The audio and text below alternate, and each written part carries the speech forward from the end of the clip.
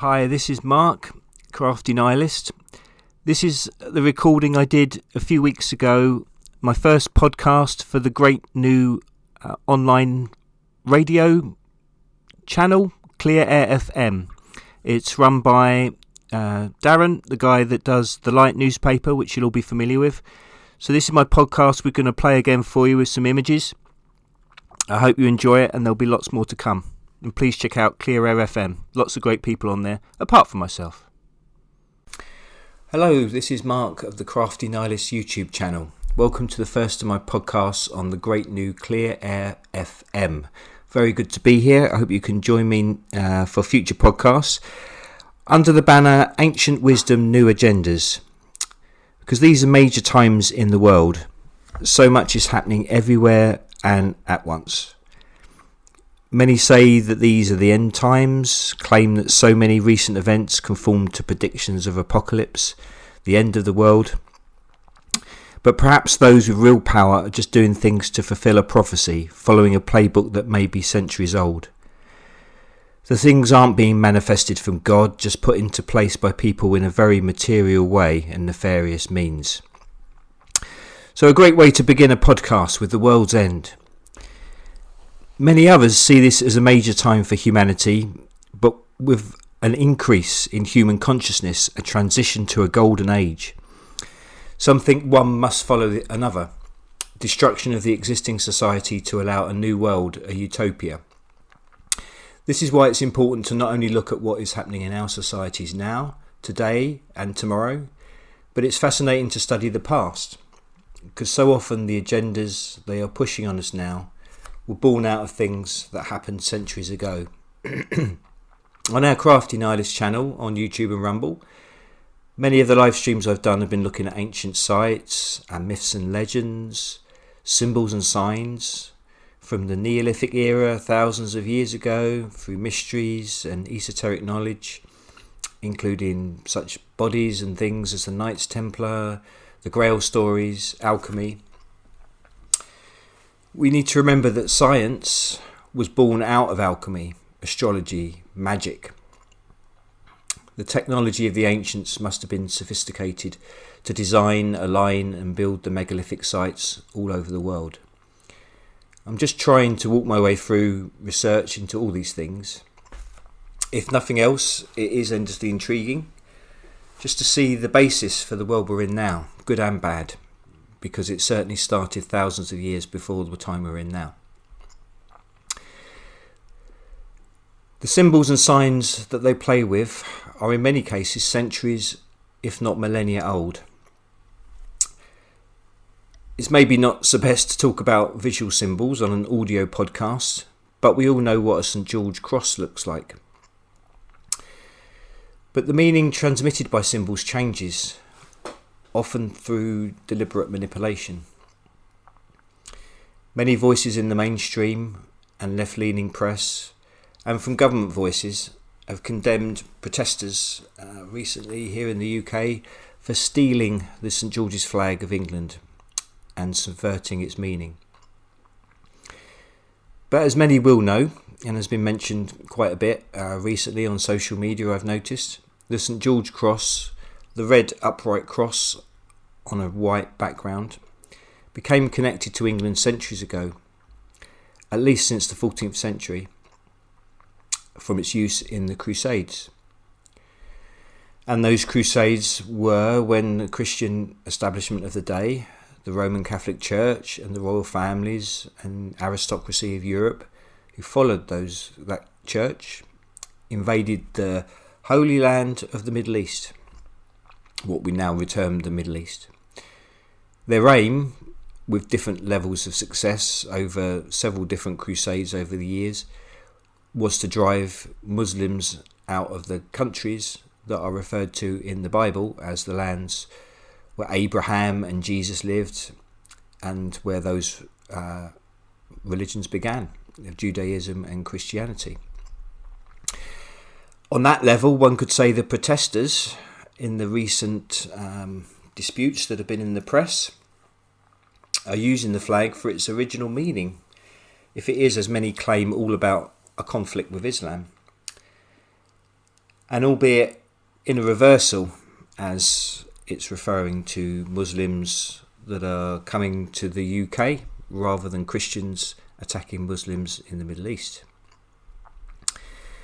But I would say that, as usual, the powers that shouldn't be are subverting many of the real issues, and they're using these symbols to either cloud things or manipulate things. By focusing on the likes of Tommy Robinson, who has clear and admitted links to Israel, and making this into a conflict between the Abrahamic religions, because Islam is also an Abrahamic religion that followed Christianity, which followed Judaism. It's distracting from the real issues. As I see it, those in power are at least allowing illegal human trafficking, if not actively promoting it. And their aim is to cause disruption, damage, harm to communities, and to create the conflict which we are seeing being stirred up on both sides of the Atlantic. The divisions that are being caused on both sides, all sides, are really detracting from what should be the real focus on those in power that are actually causing the problems. My focus is on the everyday people who are always made to suffer through the manipulation of those in power. Whether it's a girl or young woman who's been abused or an innocent victim of a racist attack, this all is the people, the majority, that are victimised due to things that have been caused by those in power. Many who identify as being on the left of the socio-political divide have pointed out that St. George, or George as he was when he was born in modern day, what is now modern day Turkey in Cappadocia, and his mother, he was born in modern day Turkey, and his mother was said to be Palestinian, although she was a Christian. So the real life man behind the myth was a soldier in the Roman army who was killed in an anti-Christian purge before the Roman Empire itself converted to a form of Christianity. So he's been revered as a martyr for Christianity, in opposition to paganism as the Roman Empire was at that time.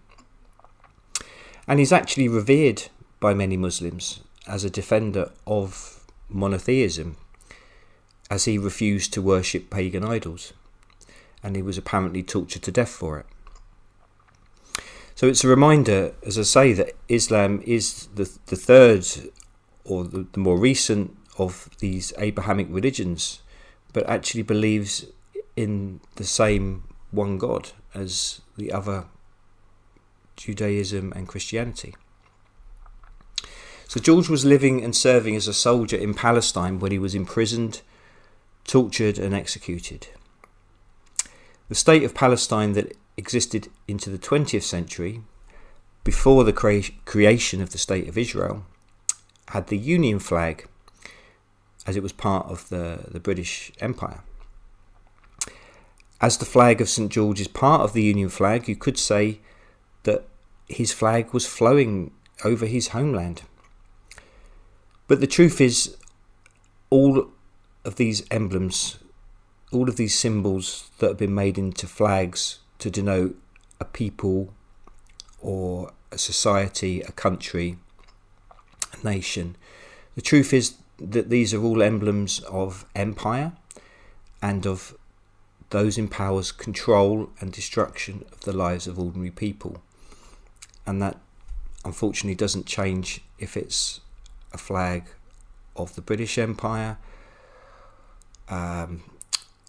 or other flags that have since flown over that country. The Roman Empire ruled most of Europe and North Africa and the Middle East for centuries. The British Empire conquered even more. Various tribes, religious groups, national groupings and other empires competed for power throughout the regions. Muslim rulers used their religion, or the religion that they adopted, to overthrow countries and impose their beliefs across the Middle East and North Africa, and even into Europe with the Moors. Sadly, torture and executions were widespread in all these conflicts and regimes put in place by all these different empires and controlling powers. And sadly, they still persist in too many places now. So I can't feel an allegiance to a flag and its associations of power. But neither, however, am I going to accept the sort of the modern woke designations such as white privilege and white guilt to make me feel ashamed about my nationality or my colouring. But that's because I would mainly just say I'm my own person. I obviously am a product of where I grow up, but it's always important, I feel, that you develop your own self and concentrate on your own responsibilities, your own life, and not be grouped into different tribes or different sides of conflicts, because that again just draws you into the web, if you like, that those in power can use against you. So it's two things, as Jason Burmas, podcaster I listen to quite a bit, says. It's not about right and left, it's about right and wrong. And he also says it's not about right and left, but it's about top down. We must direct any anger and criticism, our energies towards changing things towards those in power, not just the gormless figureheads in politics, but those who direct operations behind them. The other important thing is we are each responsible, as I said, for our own actions.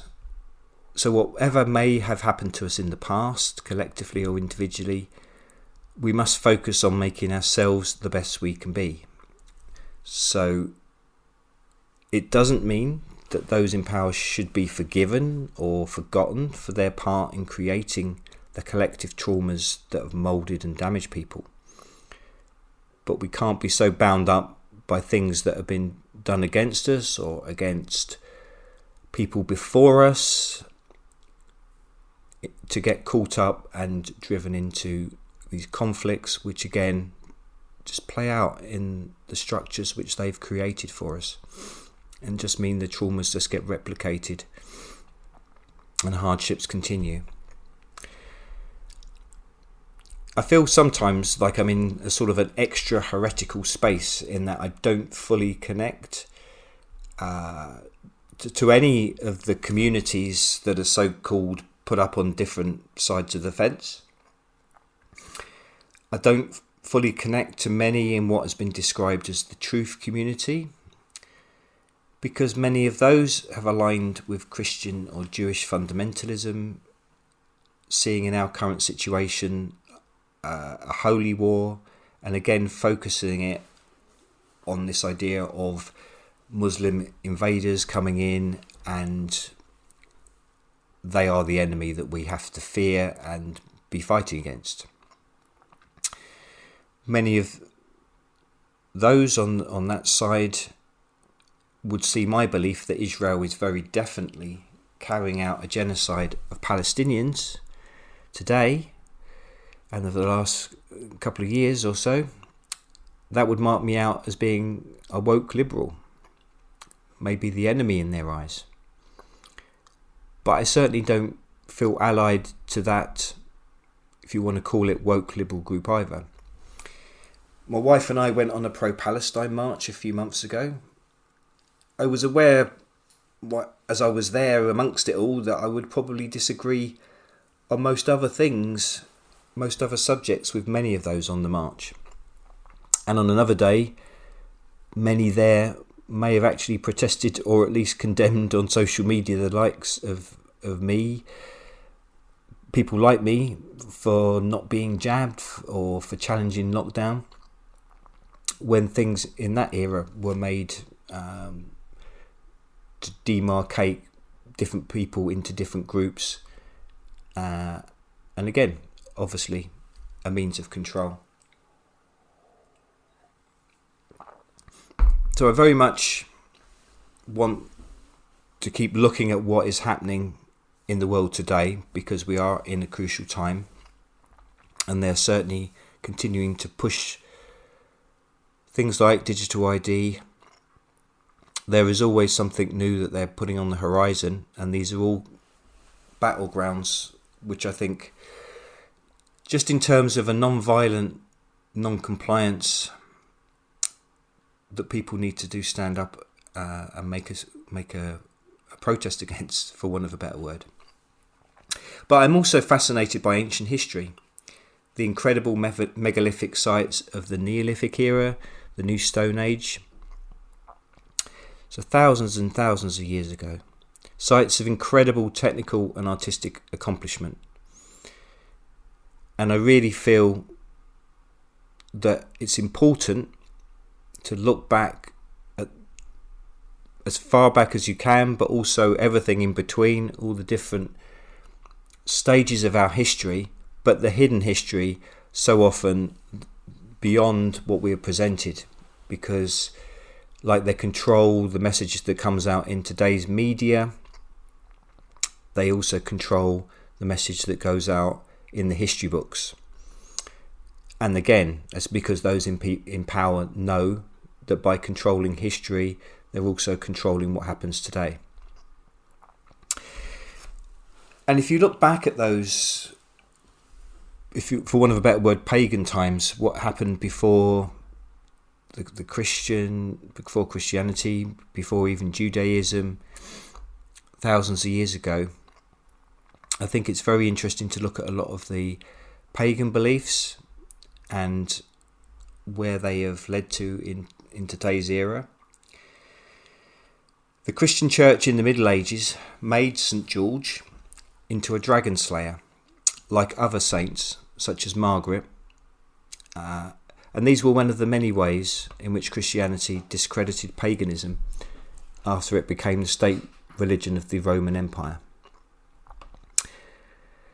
They also made horned gods that were part of the pagan pantheon. They made them synonymous with the devil in the Christian belief system. So they made the previous gods that people prayed to, believed in, had rituals about, found solace in, they made them all synonymous with evil. The serpent in the Garden of Eden, the tempter into evil of humanity. In many pagan religions, belief systems, certainly in the area around modern-day Turkey and Syria, the serpent was very much a good symbol. It was positive about healing and wisdom. Going back again to how the past influences modern day symbols, the current World Health Organization, their emblem, rather strangely I always used to think, for something that was supposed to be about health, has a snake coiling around a wand, I believe it is, or a staff, over a map of the world. And if you look up online where the origins of that emblem come from, it goes back to ancient Greek mythology, and it apparently symbolises Asclepius, I may have mispronounced that, who was the Greek god of healing. The staff is a symbol of medicine and healthcare, and the snake's shedding of the skin represents rebirth and rejuvenation. So the staff with the symbol has been a symbol of medicine and the medical profession for centuries.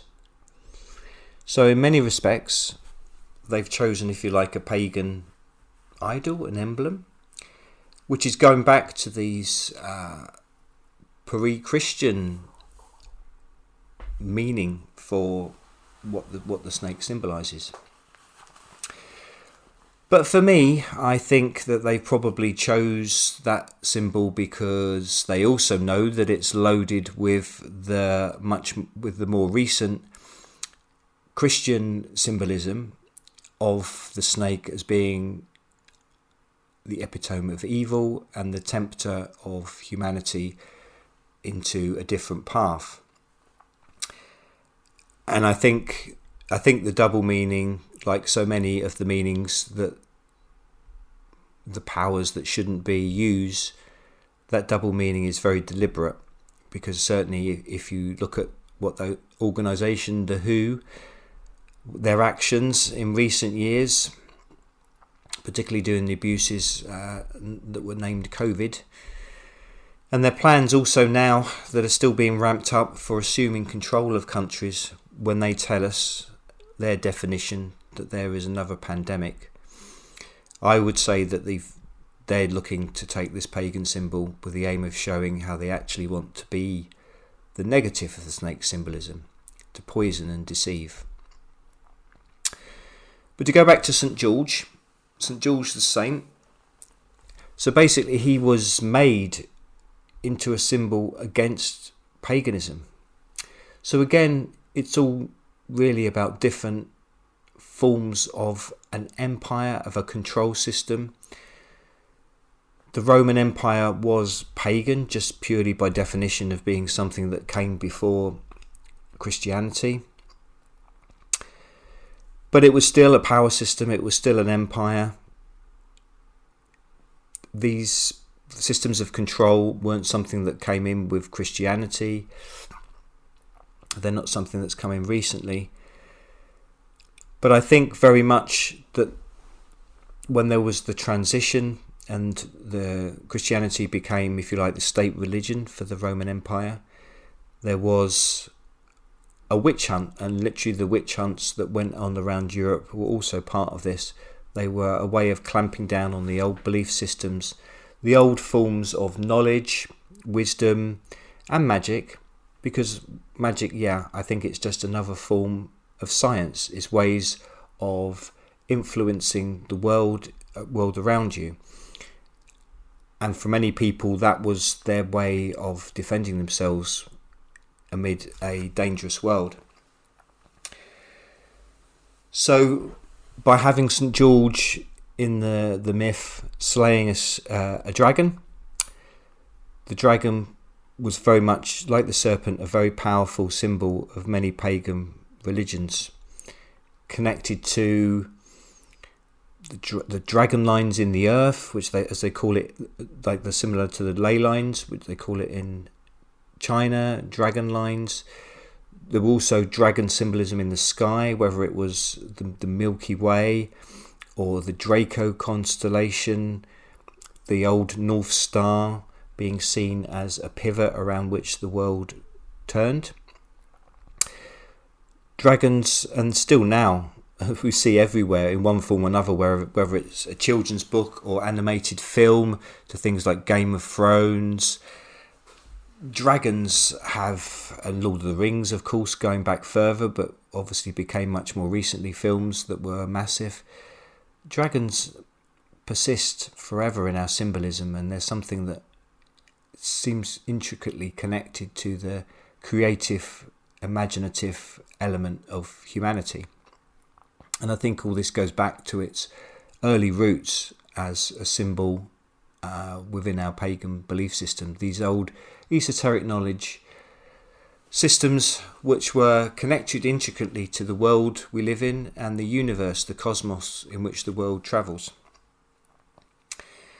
And within that, again, St. George's Cross does have a further basis beyond something around the Crusades.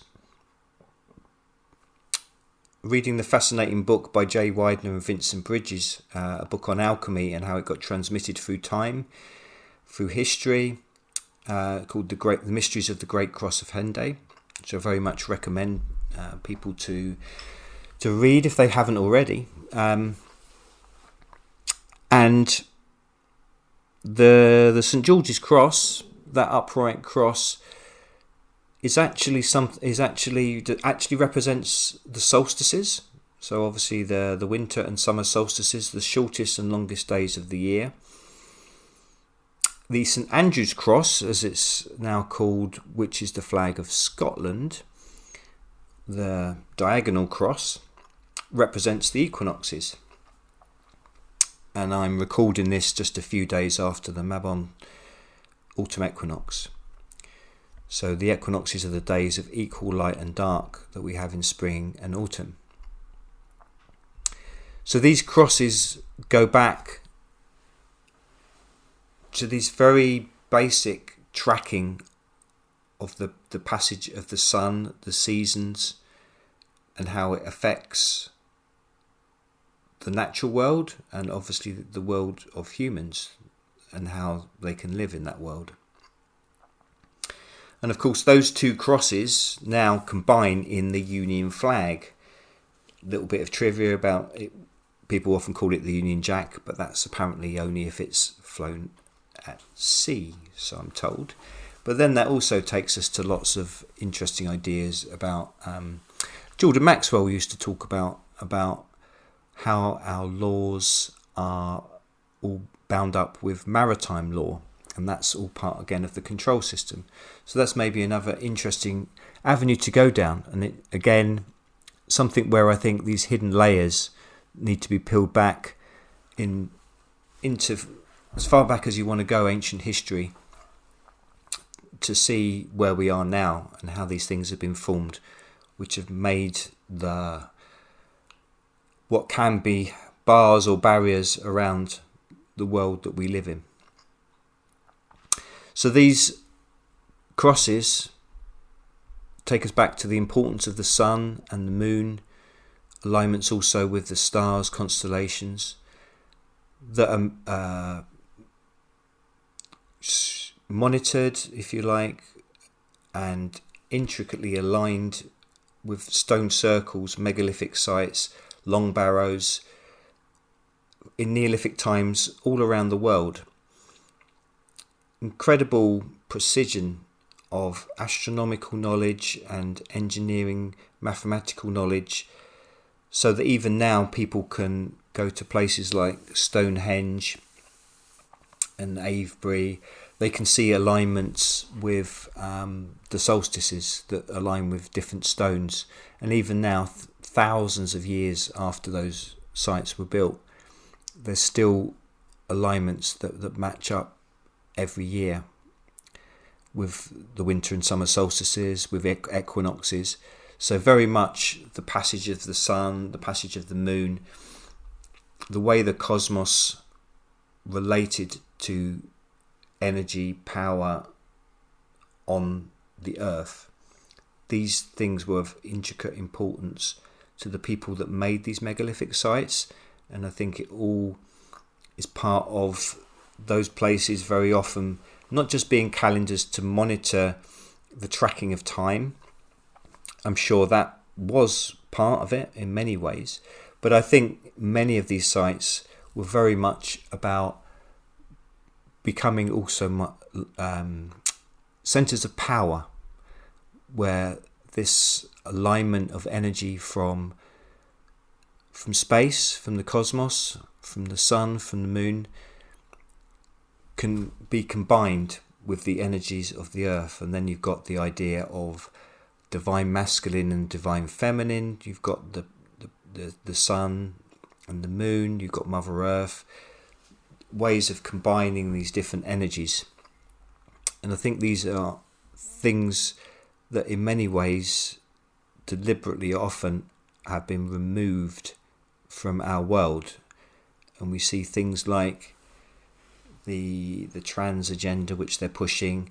That's all about, for me, there's different layers like all of these things, but part of it is to crush that divine, masculine, feminine, which is part of all of us, and it's a way of controlling and damaging that transmission of energy and that ability within all of us to find the power within us, which we can then use to make ourselves the best that we can be and to make ourselves powerful within ourselves, and to help us break free from the control that they try and administer towards us.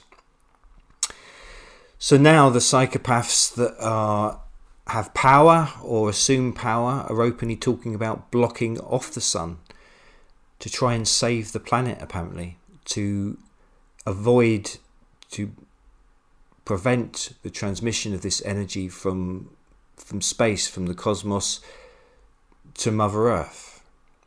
And I use all these words symbolically, but that doesn't mean that they can't be real on different levels. Obviously, they've been doing this for years, but now they're actually talking openly about it, although they're coming up with things like they're going to try things out to see if it works. But I've seen supposedly serious scientific websites talk about increases in solar activity, which have an enormous effect, obviously, on what happens here on Earth. But then telling us, oh, it's okay, these things don't affect climate change. But man-made CO2 does. The gas of life, the tiniest percentage of the atmosphere, man-made element of which is an even tinier percentage. But no, that can completely alter the climates. But no, the sun can't. And we obviously have to fight against these lies, because again, it's all about a system of control. So this takes us as well back to those idea of nation states, which obviously get bound up. They all have flags. So much importance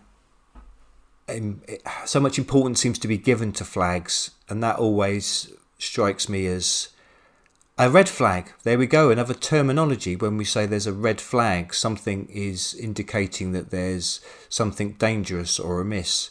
We often use that terminology, red flags. We had that with the Russia-Ukraine conflict. So much we know that was lied about and manipulated in the mainstream media, governments, in the conflict there.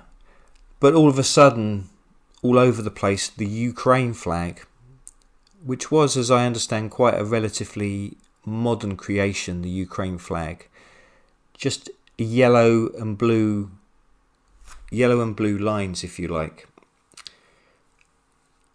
Always made me think of desert and blue sky.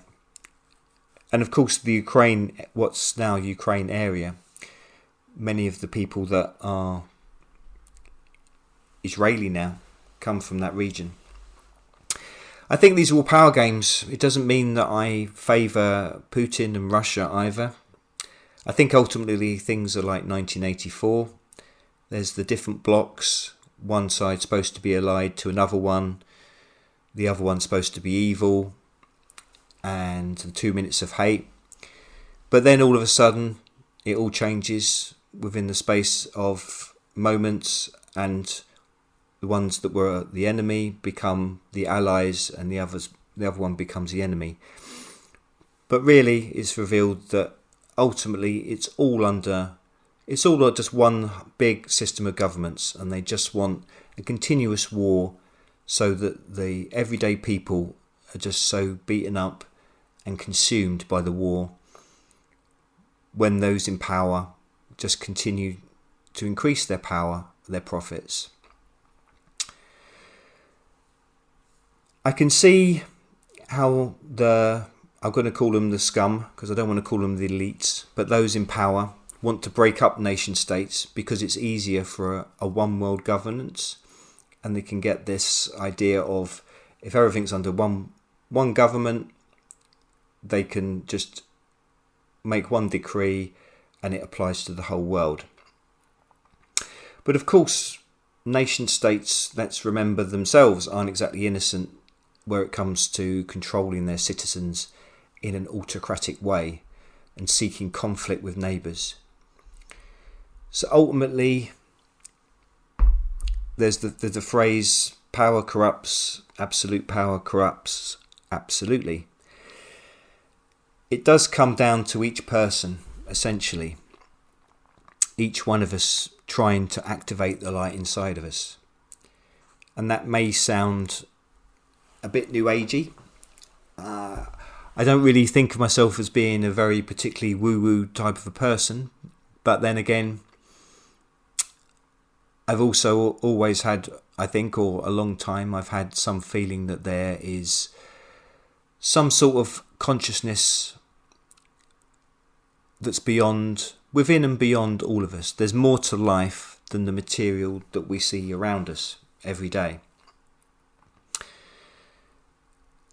And I think if you want to just think of it in a symbolic sense, but we all have an inner sun, an inner fire. That is an ember from the sun that we see in the sky that they still can't block out, which seems even stronger than it was before. And beyond that, I think it's very interesting, and I'll go into, I think, in future podcasts. There's also been talking about it on our Crafty Nihilist YouTube channel. Come and see us there.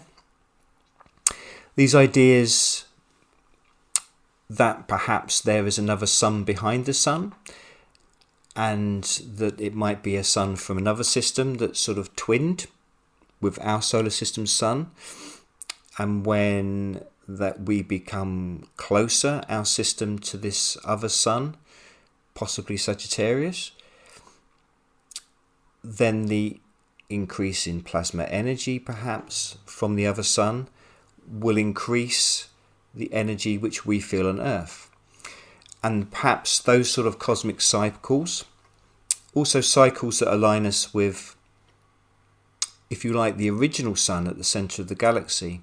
There's a giant black hole which is at the centre of our galaxy, possibly at the centre of every galaxy, which shoots out the stuff that becomes the building blocks for planets, stars, solar systems. Some, like Rupert Sheldrake, have postulated maybe that this could have its own consciousness in some way. And maybe that is the God. That is a basis, if you like, a scientific basis for a God. But whether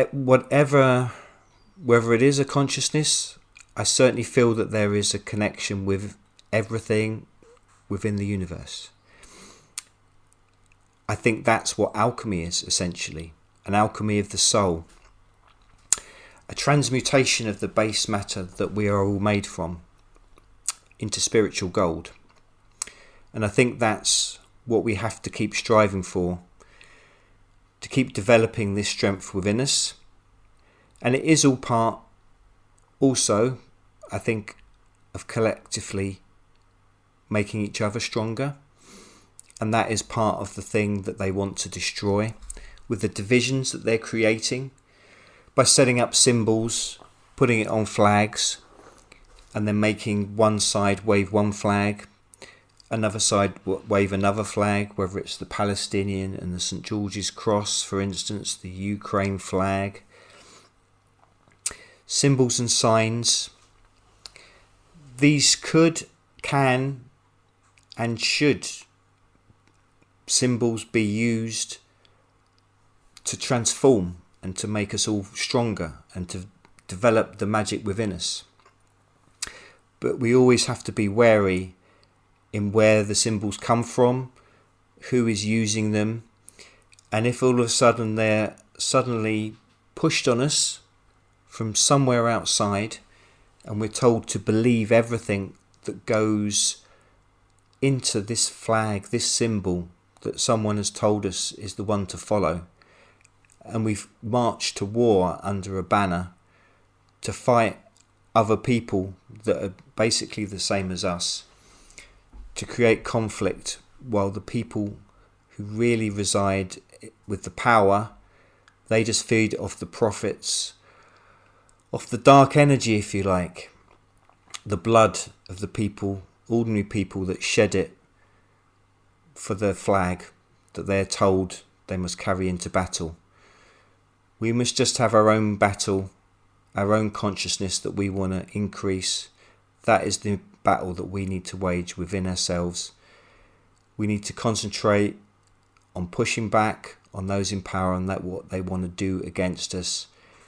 We can become stronger, and we can collectively and individually beat those scum that try to make themselves into power. Thank you for listening.